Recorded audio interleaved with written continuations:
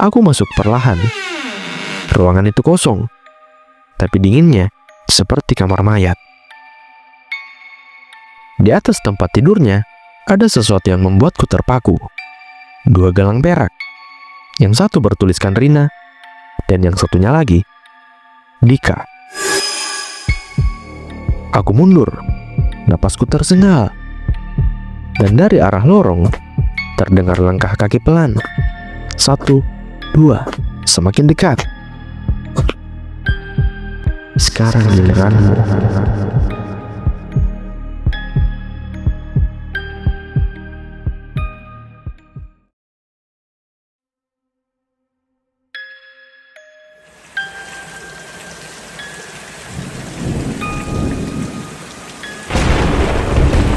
Setelah melihat gelang perak bertuliskan namaku di kamar Aldi, aku tidak bisa lagi membohongi diriku.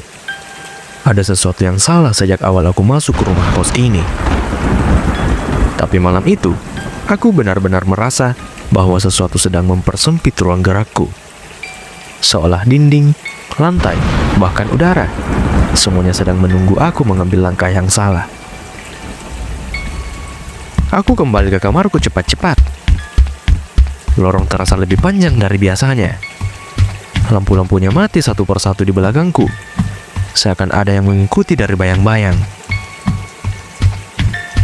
Saat memasuki kamar, gelang perak yang tadi jatuh di lantai kini berada di atas bantal, seperti seseorang baru saja meletakkannya atau mengembalikannya. Aku memungut gelang itu pelan-pelan. Rasanya dingin, terlalu dingin, seperti baru diambil dari sumur yang sangat dalam. Dan di bagian dalamnya, aku melihat sesuatu yang tidak ada sebelumnya. Tulisan kecil, hampir tergores, di bawah. Aku menelan ludah keras. Apa maksudnya? Aku membuka pintu kamar dan menatap lorong. Gelap dan sunyi. Tapi ada aliran udara lembab dari arah belakang. Seolah ada ruang terbuka yang tidak pernah kusadari sebelumnya. Aku menyalakan ponsel dan menyusuri lorong itu pelan. Langkahku menggema, seperti ada ruang luas di ujung. Dan benar saja, di belakang lorong, tersembunyi di balik tirai kain kotor, ada pintu kayu kecil yang hampir tidak terlihat. Kupaksa pintu itu, terkunci. Tapi saat aku menyentuh gagangnya, pintu itu terbuka sendiri. Ternyata ada tangga turun. Tangga tua dari kayu yang rapuh. Bau basah naik dari bawah, bercampur bau besi yang tajam. Aku menuruni anak tangga itu satu persatu. Semakin ke bawah, semakin dingin, semakin sunyi. Sampai akhirnya, aku tiba di sebuah ruangan gelap. Ukurannya cukup luas, dengan tembok tua yang penuh bercak lembab. Di tengah ruangan, ada meja kayu. Dan di atasnya, 3 gelang perak. Satu bertuliskan Rina, satu bertuliskan Aldi, dan satu lagi yang membuat jantungku hampir berhenti. Bertuliskan Dika, dengan tanggal hari ini di bawahnya. Tanggal hari ini. Seolah aku sudah disiapkan sejak awal.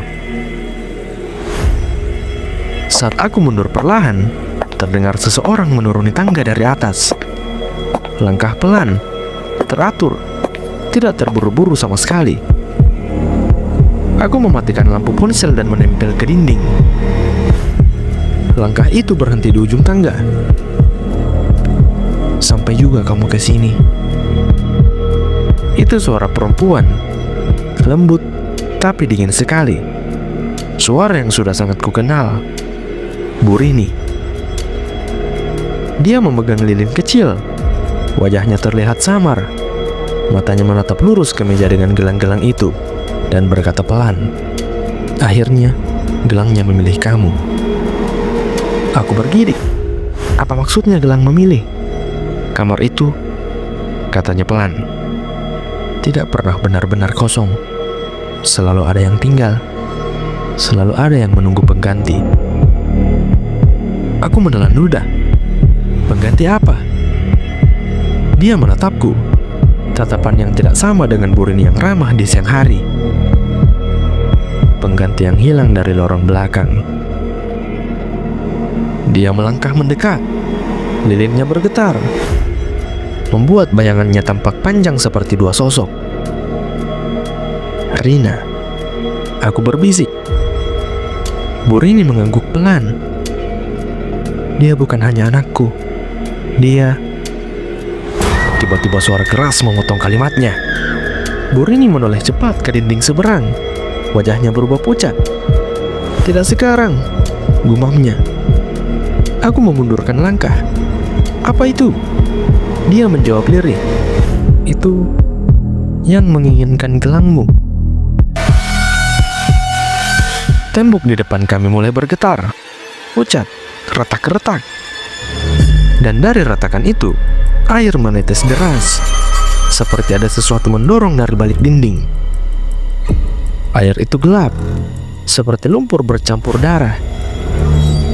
Burini memegang tanganku keras, jarinya dingin. Nak, dengar saya baik-baik. Rina tidak mati. Dia ditelan lorong ini. Aku membeku. Apa maksudnya lorong menelan? Dia terlihat seperti akan menangis, tapi menahan diri. Lorong belakang ini bukan lorong manusia. Suaranya bergetar. Dia memilih penghuni. Dia mengambil yang tidak kuat dan mengembalikan yang dipanggil. Suara dari balik dinding kini berubah menjadi bisikan panjang. Bisikan yang sama seperti yang pernah ku dengar di lemari kamar. Pelan, jelas, dan memanggil-manggil namaku.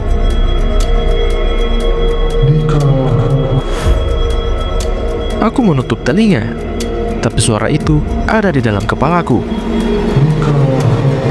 Burini menatapku dalam-dalam. Nak, kamu harus keluar dari sini sekarang, sebelum lorong itu mengambil jiwamu sepenuhnya. Aku bergetar. Bu, kenapa saya? Kenapa bukan orang lain? Dia terdiam lama. Lalu jawabannya membuat seluruh tubuhku membeku. Karena gelang itu tidak pernah memilih korban baru.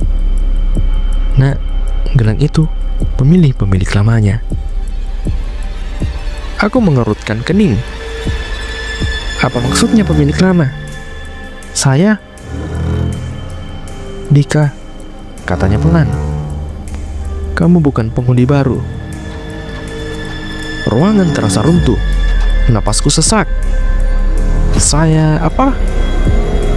Dia mendekat. Kamu pernah tinggal di kamar itu 3 tahun lalu. Aku tersentak mundur. Tidak, saya baru pertama kali ke kota ini. Burini menggenggam gelang bertuliskan Dika sambil berkata, 3 tahun lalu, kamu hilang. Sama seperti Rina. Sama seperti semua penghuni ujung. Dan sekarang, lorong mengembalikanmu. Aku bergetar seluruh tubuh. Tidak mungkin. Saya ingat semuanya. Saya ingat hidup saya. Dia menggeleng pelan. Lorong merenggut semua ingatanmu. Itulah cara dia memanggilmu kembali. Dan saat itu, dari balik dinding muncul sosok perempuan. Rambut panjang, tubuh pucat, mata kosong. Rina. Dia merangkak keluar dari dinding. Lantai basah oleh air hitam yang menetes darinya. Dia menatapku tanpa kedip dan berkata pelan, "Kau pulang." Lorong di belakang Rina terbuka seperti mulut besar, gelap dan berputar, seperti pusaran air. Angin kuat menyedot segala debu dan air ke arah sana. Burini berteriak, "Lari, Dika!" Tapi Rina bergerak cepat, mencengkram lenganku. Aku berusaha melepaskan diri, tapi cengkramannya kuat. Angin dari lorong menarikku semakin dekat. Dalam panik, aku meraih gelang bertuliskan nama Rina dan menempelkannya ke tangan Rina. Tubuhnya tersentak keras. Cahaya putih berdenyut dari gelang itu. Dia melepaskan lenganku. Tatapannya berubah sedih, manusiawi. Dia berbisik, "Terima kasih, kau kembalikan aku." Pusaran di belakangnya menyala, menariknya masuk. Dan untuk pertama kalinya, dia tersenyum sebelum hilang sepenuhnya ke dalam lorong.